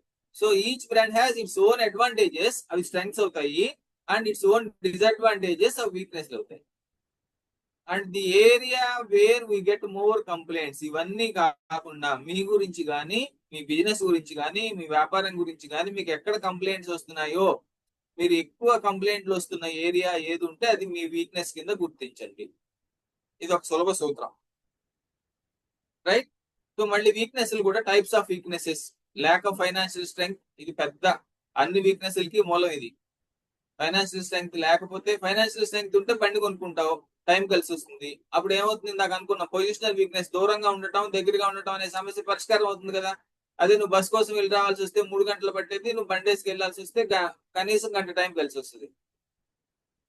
So lack of financial strength, lack of skilled employees, మీరు ఆర్గనైజేషన్ నడుపుతున్నట్టయితే, lack of proper attitude in the teams, ఇది చాలా ఇంపార్టెంట్. మనుషులు ఉంటే కాదు, వాళ్ళకి ప్రాపర్ యాటిట్యూడ్ కూడా ఉండాలి ఇది. అండ్ మేము అనుకుంటూ ఉంటాం ఇంపాక్ట్ లో ఏమనంటే, కొంతమంది ఆగట్టు గుడ్లే మనం చేసేమేంటి, చేయకపోయిన అసైన్మెంట్లు పర్లేదులే అనుకునే మెంటర్లు కొంతమంది, కంపల్సరీగా అసైన్మెంట్లు చేయాలనుకునే మెంటర్లు కొంతమంది ఉన్నారనుకోండి, ఖచ్చితంగా చేసేవాడు చేయడు. ఎందుకంటే మెంటర్లే కొంతమంది, మనం చేయకపోతే ఏమవుతుందిలే, మనం మెంటర్లు అవ్వలేదా అనుకుంటే వాళ్ళ కింద వాళ్ళకి ఎలా చేయించగలుగుతారు, చేయించలేరు కదా. So lack of proper technology and training. And positional and brand wise disadvantages, ఇందాక మనం చెప్పుకున్నదే మళ్ళీ వేసాను. టైప్స్ ఆఫ్ వీక్నెసెస్ లో ఇది టైప్ కింద వేసాను, అక్కడ మీకు అర్థం అవటం కోసం చెప్పాను. సో వీక్నెసెస్ విషయంలో ఏం చేయాలి, ఏం చేయకూడదు. ఇందాక చెప్పినట్టు వీక్నెసెస్ అంటే నేను ఈ పని ఎందుకు చేయలేనంటే అని రాసుకునే వంక కాదు. వీక్నెస్ అంటే ఈ ఏరియా ఆఫ్ ఫోకస్. ఓకే, ఇది నాకు వీక్నెస్ ఉంది కనుక ఈ వీక్నెస్ నేను గుర్తించి దీని మీద నేను వర్క్ చేసి దీన్ని నేను దానివల్ల వచ్చే నష్టాన్ని తగ్గించుకోవాలి అని నువ్వు డెసిషన్ తీసుకుంటమే వీక్నెస్. అక్కడ ఆ తీసుకునేది లేకుండా అది ఇది ఇంతేనండి, ఇది మన వల్ల కాదండి, ఇది కాదండి అని చెప్పటానికి రాసుకునేది వీక్నెస్ కాదు. అందుకని ప్రతి వీక్నెస్ పక్కన ఆ వీక్నెస్ వల్ల వచ్చే నష్టాన్ని తగ్గించుకునేందుకు కారణం రాసుకునేందుకు నువ్వు సిద్ధంగా ఉండాలి. వీక్నెస్ వంక కాదు, కాకూడదు. వీక్నెస్ అనేది పని ఎగ్గొట్టేందుకు, మన ఓటమి గురించి చెప్పుకునేందుకు సాకు కాదు, కాకూడదు. That is most important thing. Noting weakness should not lead to blame game. ఎందుకంటే ఇది నేను అప్పుడే చెప్పాను, ఇది మనకి బలహీనత అవుతుందని, దీనివల్ల నష్టం వస్తుందని అని టీంలో చేస్తున్నప్పుడు ఇది డౌట్లు ఏమంటే చివరిలో అడుగుదు కానీ మంగ గారు, noting weaknesses should not lead to blame game.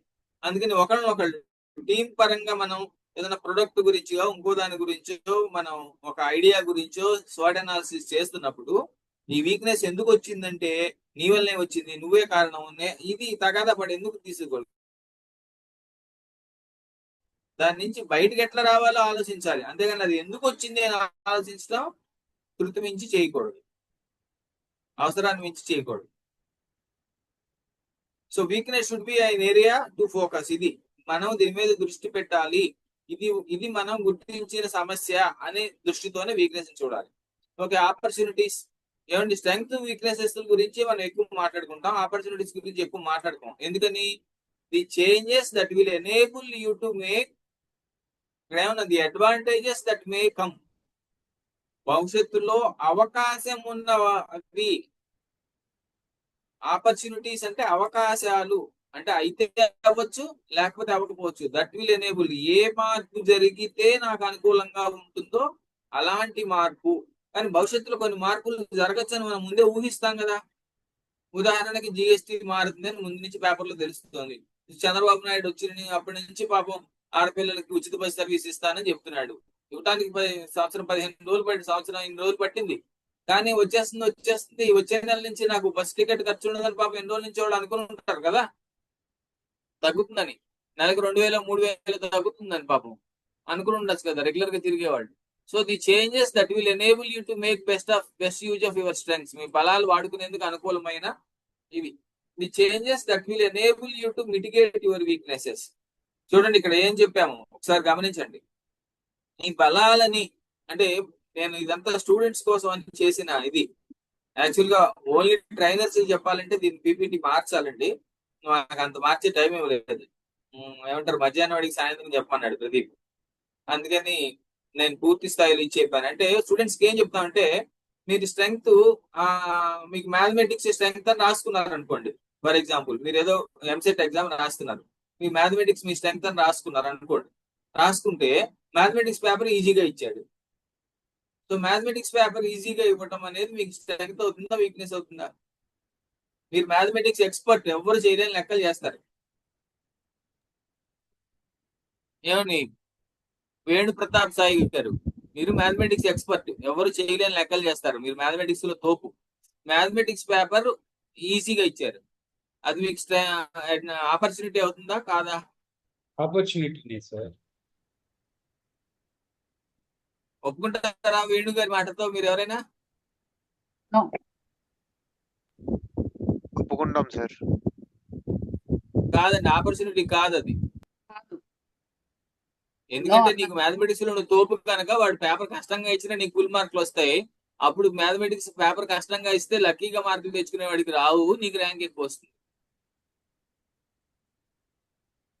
Paper ఈజీగా ఇస్తే బాగా చదివేవాడికి బాగా చదివిన వాడికి ఒకేలాగా ఉంటుంది కదా. ఈజీ అంటే అది కదా అర్థం. అప్పుడు ఇద్దరికి ఒకే మార్కులు వస్తాయి. నువ్వు బాగా ఎక్కువ నువ్వు తోపు అయ్యి నీకు అడ్వాంటేజ్ ఏముంటుంది?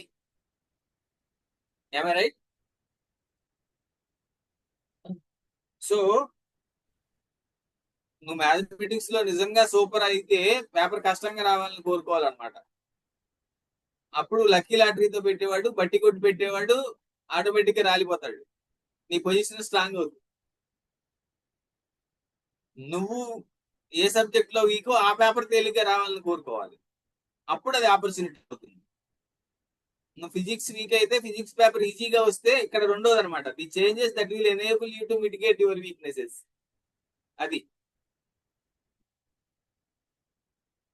అది ఆలోచించాల్సిన విధానం.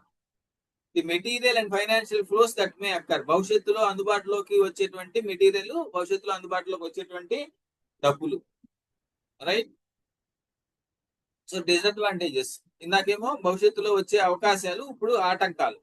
The changes that will disable your strengths. ఇందాక అనుకున్నాం కదా మ్యాథమెటిక్స్ పేపరు ఈజీగా ఇచ్చేసాడు, ఎవడైనా ఆన్సర్ చేయొచ్చు. అప్పుడు నువ్వు బాగా కష్టపడి చదివి నువ్వు తోపోయి ఎవ్వరు ఆన్సర్ చేయలేని క్వశ్చన్తో నువ్వు రెడీ అయితే నీకు ఉపయోగం ఉందా పోయిందా?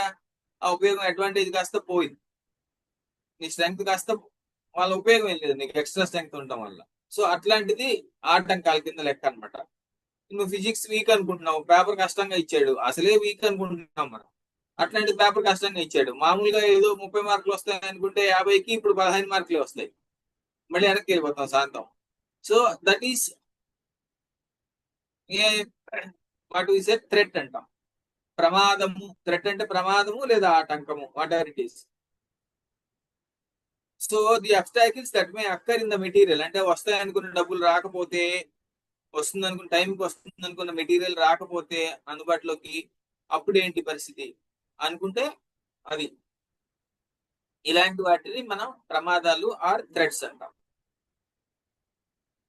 సో ఇక్కడ స్ట్రెంగ్త్ గురించి ఎందుకు అంతసేపు చెప్పారండి, వీక్నెస్ గురించి ఎందుకు అంతసేపు చెప్పారు, ఆపర్చునిటీస్ ఇది ఎందుకు తేల్చేశారు అంటే, స్ట్రెంగ్త్ ఆపర్చునిటీస్ వాడుకలో ఒకటే, కానీ ఏమవుతుందంటే మనకి ఇప్పుడు దాకా చెప్పుకున్న 2 ఇంటర్నల్ 2 ఫ్యాక్టర్స్ మీ చేతిలో ఉన్నవి, 2 ఫ్యాక్టర్స్ మీ చేతుల్లో లేనివి. మీ చేతుల్లో ఉన్న 2 ఫ్యాక్టర్స్ ఏంటంటే స్ట్రెంగ్త్స్ వీక్నెసెస్, అవి మీ చేతుల్లో ఉన్నాయి. అంటే స్ట్రెంగ్త్ ను ఉపయోగించుకోవడం మీ చేతుల్లో ఉంది, వీక్నెస్ ని తగ్గించుకోవడం మీ చేతుల్లో ఉంది. అవకాశాలు ప్రమాదాలు ఉన్నాయి చూసారా, అవి మీ చేతుల్లో లేవు. వస్తే రావచ్చు, లేకపోతే లేదు. వస్తే దాన్ని ఎలా వాడుకోవాలని ఆలోచన చేసుకుని పక్కన పెట్టుకోవాలి. వస్తుందో రాదో నీ చేతుల్లో లేదు. ప్రమాదం వస్తే, అమ్మో ప్రమాదం వస్తే, వచ్చే సంవత్సరం మనకి ఏదైనా ప్రాబ్లం వస్తే ఏం చేస్తాం, ప్రమాదం వస్తుంది అనుకుని మనం ఇన్సూరెన్స్ తీసుకుంటున్నాం, అయితే కొన్ని డబ్బులు ఎమర్జెన్సీ ఫండ్ అని పక్కన పెట్టుకుంటున్నాం, పెట్టుకోవాలి. కానీ వస్తుందని పెట్టుకుంటామా, వస్తే ఉపయోగపడతాయని పెట్టుకుంటాం. సో అది రావచ్చు, రాకపోవచ్చు, అది నీ చేతుల్లో లేదు. So these two are opportunities and threats are external, not in your control. Strengths and weaknesses are your control. అందుకనే నేను స్ట్రెంగ్స్ వీక్నెసెస్ ఒక్కోదానికి 3 స్లైడ్లు టైం కేటాయించి అంతసేపు ఆపర్చునిటీస్ అండ్ థ్రెట్స్ ని నేను 5 నిమిషాల్లో లేపేశాను. ఎందుకంటే వస్తే మీరు రెడీగా ఉంటే చాలు. స్ట్రెంగ్త్ ఎలా వాడుకుంటామో ఆపర్చునిటీస్ ఎలా వాడుకోవాలి, వీక్నెస్ ఎలా వాడుకుంటామో అలా. సో స్ట్రెంగ్స్ ఆపర్చునిటీస్ ఒక రకం, వీక్నెస్ థ్రెడ్స్ ఒక రకం. అయితే వీటి సంబంధం ఎలా ఉంటుందో చూద్దాం ఒకసారి. స్ట్రెంగ్స్ వలన నీకు స్ట్రెంగ్స్ ఉంటే ఆపర్చునిటీస్ ని వాడుకోగలగాలి. నీ స్ట్రెంగ్స్ ద్వారా వచ్చిన అవకాశాలను వాడుకునేందుకు వీలుగా ఉండాలి. అది నీ స్ట్రెంగ్స్ వలన ఎలా ఉండాలి అంటే నీ ప్రమాదాలను తట్టుకునేటట్టు ఉండాలి నీ బలాలు. నువ్వు బలాలు ఎలాంటి బలాలు కావాలి నీకు? అవకాశం వస్తే వినియోగించుకునేందుకు అవకాశం, దాన్ని బెస్ట్ యూజ్ చేసుకునేందుకు వీలున్న బలాలు ఉండాలి. లేదు ప్రమాదం వస్తే తట్టుకునేందుకు వీలున్న బలాలు ఉండాలి. బలాలు 2 రకాలు అన్నమాట. అవకాశాలను ఉపయోగించుకునే బలాలు, ప్రమాదాలను తట్టుకునే బలాలు. సో బలహీనతలు కూడా 2 రకాలు. ఏంటి? నువ్వు ప్రమాదాలు వస్తే నిన్ను శాంతం గోతులకు దింపేసే బలహీనతలు. చాలా ప్రమాదం 10 రెట్లు అవుతుంది. నీకు ఆల్రెడీ బలహీనత ఉంది. ఏమైంది మన కోవిడ్ టైంలో? ఆల్రెడీ అనారోగ్యం ఉన్న వాళ్ళందరికీ ఇన్ఫెక్షన్ రాగానే చాలా మంది ప్రాణ ప్రమాదం వచ్చేసింది. లేదు నార్మల్ గా ఆరోగ్యం బాగున్న వాళ్ళకి ఏమైంది? అది దాన్ని తట్టుకోగలిగారు. సో వీక్నెస్ ఉంటే ప్రమాదం వచ్చినప్పుడు ఆ వీక్నెస్ నేను ముంచేస్తుంది. వీక్నెస్ ని మనం ఎందుకు ముందే అడ్రస్ చేసుకోవాలి ప్రమాదం రాకముందే అంటే, ప్రమాదం వచ్చినప్పుడు నీ వీక్నెస్ అది చాలా ఏమంటాం దాన్ని, నీకు ఊహించలేనంత నష్టాన్ని, కోల్పోలేనంత నష్టాన్ని తెచ్చిపెట్టచ్చు. సో వీక్నెస్ 2వ రకం ఏంటి? వీక్నెస్ ని మనం ఎక్స్ట్రా కేర్ తీసుకోవాలి, లేకపోతే ప్రాబ్లం వస్తుంది. సో అవకాశాలు ఒక్కోసారి ఎలాంటివి వస్తాయంటే, మన అదృష్టం బాగుంటే, మన అదృష్టవంతులం అయినప్పుడు ఇలాంటి అవకాశాలు వస్తాయి. ఎలాంటి అవకాశాలు? ఆ అవకాశం వల్ల మన బలహీనతల వల్ల వచ్చే నష్టం తగ్గిపోతుంది. అలాంటి అవకాశాలు వస్తాయి. కానీ అది కేవలం అదృష్టం మీద ఆధారపడి ఉంటుంది. అది వస్తుంది అనుకుని మీరు ప్రిపేర్ అవ్వకూడదు. అది మీ చేతుల్లో ఉండదు. కానీ ఒకవేళ వస్తే దాన్ని వాడుకునేందుకు వీలుగా ఉండాలి. అలాంటి అవకాశాలను మనం వెతకాలి. ఏ అవకాశాన్ని వెతికి పట్టుకుంటే నా బలహీనతని కప్పిపుచ్చుకోవచ్చు. ఉదాహరణకి నీకు ఫిజిక్స్ వీక్ అయితే, నువ్వు బాగా ఫిజిక్స్ స్ట్రెంగ్త్ ఉన్న ఫ్రెండ్ నీకు దొరికాడు అనుకో, వాడితో కలిసి డిస్కస్ చేస్తూ ఉంటే నువ్వు ఆ ఫిజిక్స్ వీక్నెస్ నుంచి బయటపడే ఛాన్స్ ఉంటుంది కదా డెఫినెట్ గా. సో అట్లాంటి అవకాశం, అట్లాంటి ఫ్రెండ్ కోసం నువ్వు వెతకాలన్నమాట. అలాంటి అవకాశం కోసం నువ్వు వెతకాలి. రైట్? సో ఒక ఎగ్జాంపుల్ చూద్దామండి మనం. సో అక్కడ కనబడుతుంది కదా, ఒక కాంపిటేటివ్ ఎగ్జామినేషన్ కి ప్రిపేర్ అవుతున్న స్టూడెంట్ కి స్ట్రెంగ్త్ వీక్నెస్లు ఏముంటాయో ఏం రాశాను చదివారా? నేను చదవాలా, మీరు చదువుతారా? సో మోడల్ స్ట్రెంగ్త్ అండ్ ఇది ఒకసారి వెనక్కి వెళ్దాం. చూడండి స్ట్రెంగ్స్ ఏంటి? Good in English, best coaching centre, having great concentration, laptop and internet is available, strong parent support ఉంది. కాంపిటేటివ్ ఎగ్జామినేషన్ ఈవెన్ అది ఎంసెట్ అయినప్పటికీ గుడ్ ఇన్ ఇంగ్లీష్ అనేది చాలా అడ్వాంటేజ్ అండి. ఎందుకంటే ఎంసెట్ లో physics question, maths question, chemistry question అన్ని ఇంగ్లీష్ లోనే ఉంటాయి కదా. నువ్వు ఇంగ్లీష్ తప్పు లేకుండా చదివి వేగంగా అర్థం చేసుకుంటే నీకు ఆ క్వశ్చన్ ఆన్సర్ చేసుకునేందుకు ఆలోచించే టైం ఎక్కువ వస్తుంది. సో గుడ్ ఇన్ ఇంగ్లీష్ అనేది ఏ కాంపిటేటివ్ ఎగ్జామినేషన్ కైనా చాలా ఇంపార్టెంట్. అంతేగాని ఇంగ్లీష్ ఎగ్జామినేషన్ కి మాత్రమే కాదు, గుర్తుపెట్టుకోండి. ఇప్పుడు అందరం ఇంగ్లీష్ మీడియంలో ఎగ్జామ్స్ రాస్తున్నాం కదా. సో బెస్ట్ కోచింగ్ సెంటర్, వాడు డెఫినెట్ గా బెస్ట్ కోచింగ్ సెంటర్ అని మనం అన్నాము అంటే వాళ్ళకి ఆ పరీక్షని ఎట్లా ఎదుర్కోవాలో, దాంట్లో ఉన్న సులువులు బలువులు ఏంటో తెలుస్తాయి మనకి. సో మనవాడి గ్రేట్ కాన్సన్ట్రేషన్ ఉంది అంటే ఏంటి? ఎక్కువసేపు కూర్చుని చదవగలడు, ఫోకస్ డిస్టర్బ్ అవ్వకుండా. Very good. Laptop and internet available ఉన్నాయి, ఏది కావాలంటే అది డౌట్లు ఎదిగి తీసుకోవచ్చు. Strong parent support. చూడండి, హైలీ ఎమోషనల్ ఉన్నాడు అంటే ఏంటి? మంచి ఆనందం వచ్చినా, మంచి దుఃఖం వచ్చినా, చిరాకు వచ్చినా ఆ రోజు ఏ పని చేయలేడు అనమాట. మూడ్ అయిపోతుంది. తొందరగా ఈజీగా వస్తుంది. పైగా ప్రాబ్లం ఏంటంటే ఈజీగా వస్తుంది. మన వాడికి ఇంగ్లీష్ బాగా వచ్చు కానీ లెక్కలు భిన్నాలు చూడంగానే, పర్సంటేజ్ చూడంగానే బుర్ర పనిచేయదు. Quantity aptitude week. ఇంగ్లీష్ లో ఉండటం అనేది ఎంత స్ట్రెంగ్త్, అన్ని కాంపిటేటివ్ ఎగ్జామినేషన్స్ కి క్వాంటిటేటివ్ ఆప్టిట్యూడ్ వీక్ ఉంటే అది చాలా ప్రాబ్లం. సోషల్ మీడియా హ్యాబిట్స్ ఉన్నాయి. పైన ల్యాప్టాప్ ఇంటర్నెట్ అవైలబుల్ ఉందని రాసుకున్నాం చూడండి, అది స్ట్రెంగ్త్ అని రాసుకున్నాం. కానీ దానికి ఆపోజిట్ ఇక్కడ వీక్నెస్ ఉంది. సోషల్ మీడియా హ్యాబిట్స్ ఉన్నాయి అంటే ఆ టైం అంతా పోతుంది. So slow and bad hand writing మనం ఇవాళ కంప్యూటర్ జనరేషన్ లో మీరు ఏబిసిడి మల్టిపుల్ చాయిస్ పెట్టే పరీక్షలకైనా సరే slow and bad hand writing అనేది వీక్నెస్ అండి. ఎందుకు వీక్నెస్ అంటే మీరు మీ నోట్స్ రాసుకుంటారు, ఆ టీచర్ చెప్పినప్పుడు రాసుకుంటారు, ఇంపార్టెంట్ పాయింట్స్ ఏవో రాసుకుంటారు. రాసుకునేటప్పుడు మీకు విసుకొస్తుంది, ఎందుకని స్లోగా రాసుకుంటారు, ఫాస్ట్ గా రాయలేరు కనుక. లేదు మీరు ఫాస్ట్ గా రాద్దామని ట్రై చేస్తే అసలే బ్యాడ్ హ్యాండ్ రైటింగ్ ఇక వరస్ట్ గా ఉంటుంది. మీరు రాసుకుంది మీకే 10 రోజుల తర్వాత అర్థం కాదు, అప్పుడు ఉపయోగం ఉంది రాసుకుని. So slow and bad hand writing is a weakness. And weak financial resources. Parent support ఉందండి, కావాలంటే అతనితో పాటు మెలుగ్గా ఉంటారు, అతనితో పాటు వస్తారు, మాట్లాడతారు, సపోర్ట్ చేస్తారు. కానీ ఏదైనా ఒక 10,000 20,000 ఎక్స్ట్రా ఖర్చు పెట్టాలంటే ఖర్చు పెట్టగల పరిస్థితి కాదు. So it is a financial weakness అన్నమాట. గబుక్కుని ఏదైనా పుస్తకం కొనాలంటేనో గబుక్కుని ఏదైనా ఎక్స్ట్రా మెటీరియల్ కావాలంటే ఇబ్బంది అవుతుంది, రైట్? సో ఇప్పుడు ఆపర్చునిటీస్ అండ్ థ్రెట్స్ గురించి చూద్దాం. ఆన్లైన్ మోడ్ ఆఫ్ ఎగ్జామినేషన్స్ వస్తాయంట. So online mode of examinations అంటే మనవాడు ఆల్రెడీ ల్యాప్టాప్ వాడుతున్నాడు, ఇంటర్నెట్ వాడుతున్నాడు కనుక కన్ఫ్యూజన్ ఉండదు, భయం ఉండదు, ఫ్రీగా రాయగలుగుతాడు. ఒకవేళ ఆన్లైన్ మోడ్ లోకి ఎగ్జామ్స్ మారితే మనవాడికి చాలా అడ్వాంటేజ్ అవుతుంది మిగిలిన వాళ్ళ మీద. ఆల్రెడీ రోజు పేపర్ మీద చేసి సడన్ గా ఎగ్జామినేషన్ ఆన్లైన్ లో పెడితే వాళ్ళకన్నా మనవాడికి అడ్వాంటేజ్ అవుతుంది. చేంజ్ ఇన్ పేపర్ మోడల్ మారుతుందట, ఇప్పుడు దాకా మనకు చెప్పలేదు. పేపర్ మోడల్ మారితే మన దగ్గర ల్యాప్టాప్ ఇంటర్నెట్ అందుబాటులో ఉన్నాయి కనుక మిగిలిన వాళ్ళకన్నా తొందరగా మనకి కొత్త paper model, number of example papers వస్తాయి మనకి. అప్పుడు మనకి అది అడ్వాంటేజ్ అవుతుంది. Finding a good coach. అతను ఆల్రెడీ ఎక్స్పర్ట్ కోచింగ్ సెంటర్ లో ఉన్నాడు, మంచి బెస్ట్ కోచింగ్ సెంటర్ లో కనుక వాడికి లెక్కలు వీక్ అయినప్పటికీ మంచి కోచ్ ని పట్టుకునే అవకాశం ఉంటుంది, మంచి లెక్కల మాస్టర్ దొరికే అవకాశం ఉంది. సో ఇది రాసుకున్నాం. So weakness, getting distressed by pressure. అనుకున్నాం కదా, వీడి కోపం వచ్చినా, మాస్టర్ కోపం వచ్చినా, ఇంట్లో వాళ్ళ కోపం వచ్చినా అసలే ఎమోషనల్ గా చెప్పుకున్నాం కదా, ఆ రోజు పని అంతా చెడిపోతుంది. టఫ్ మ్యాథమెటిక్స్ పేపర్ వచ్చే అవకాశం ఉంది. మ్యాథమెటిక్స్ పేపర్ టఫ్ గా వస్తే మనం బోర్లు ఇస్తాం, ఎందుకంటే క్వాంటిటీ ఆప్టిట్యూడ్ రాదు కదా.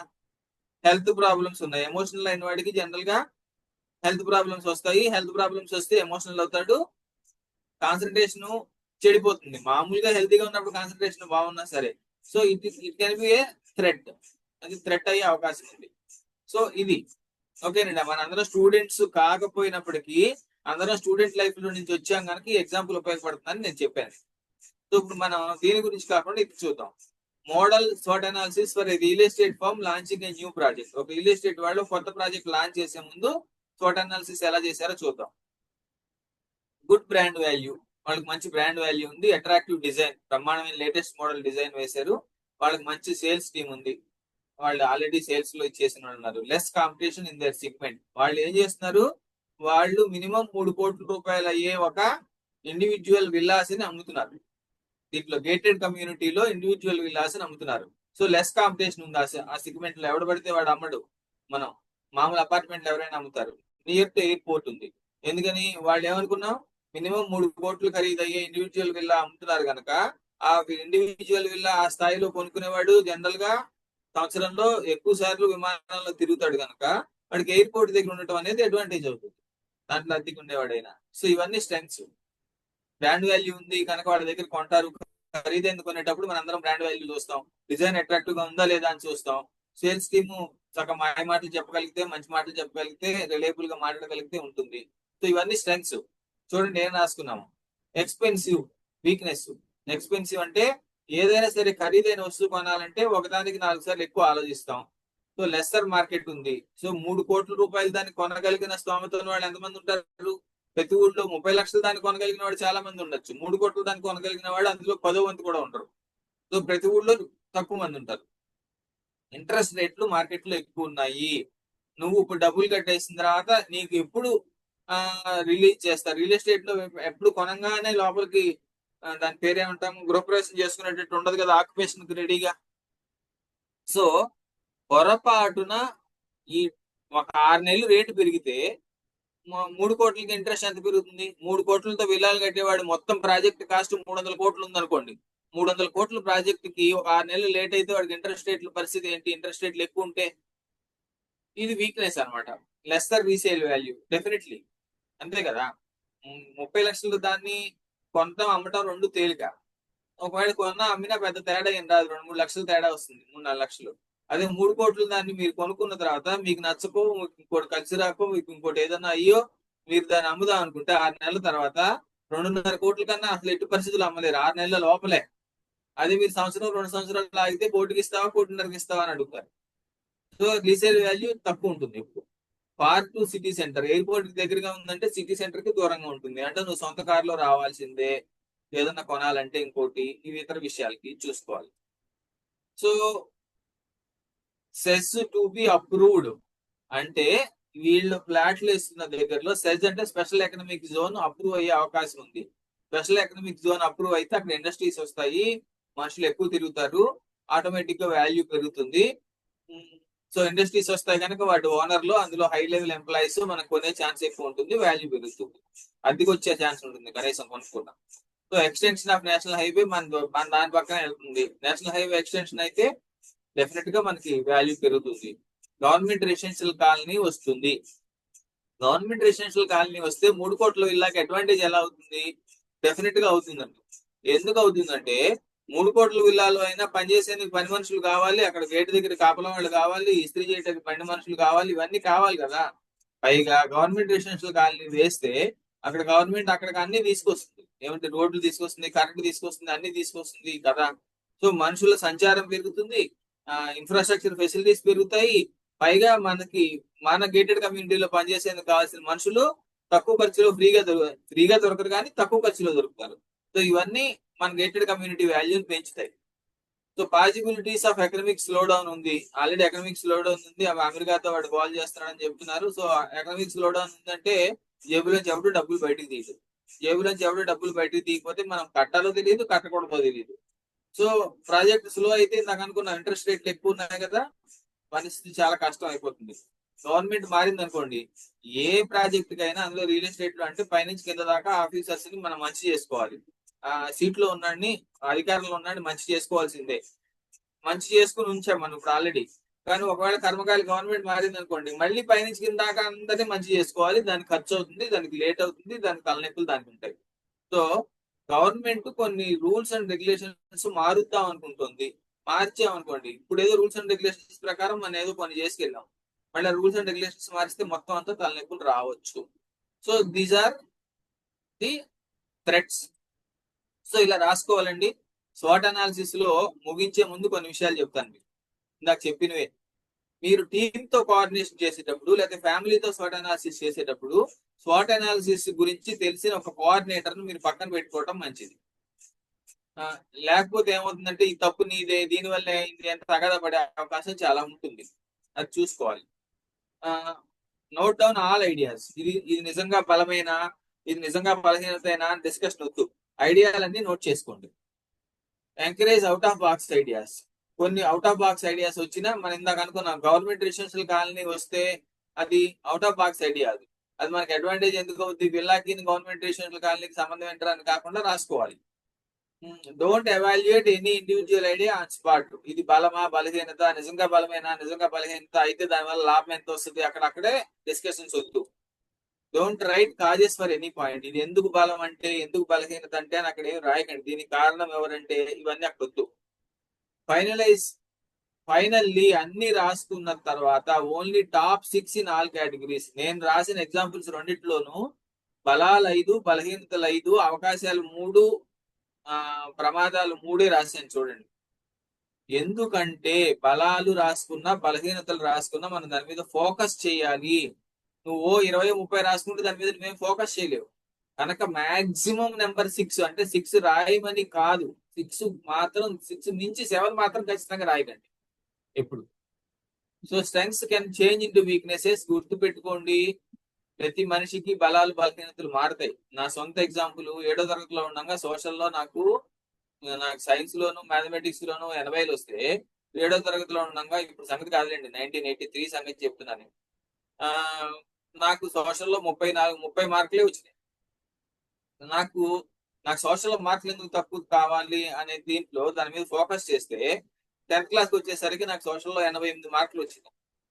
That became my strength. అప్పటి నుంచి ఇప్పుడు దాకా కూడా సోషల్ నా స్ట్రెంగ్త్ అయింది. ఏమైంది, నేను వీక్నెస్ మీద ఫోకస్ చేసి నా వీక్నెస్ ని స్ట్రెంగ్త్ గా మార్చుకున్నాను. అట్లాగే స్ట్రెంగ్త్ గా దాన్ని నిర్లక్ష్యం చేస్తే నేను 10th క్లాస్ కి అయ్యేసరికి నేను హిందీ పండిట్ ఎగ్జామ్స్ కూడా ఆల్మోస్ట్ రాసేసాను అనమాట. చాలా ఎగ్జామ్స్ రాశా. హిందీ నా స్ట్రెంగ్త్ కదా నిర్లక్ష్యం చేశాను. హిందీలో నాకు 72 మార్క్స్ వచ్చినాయి.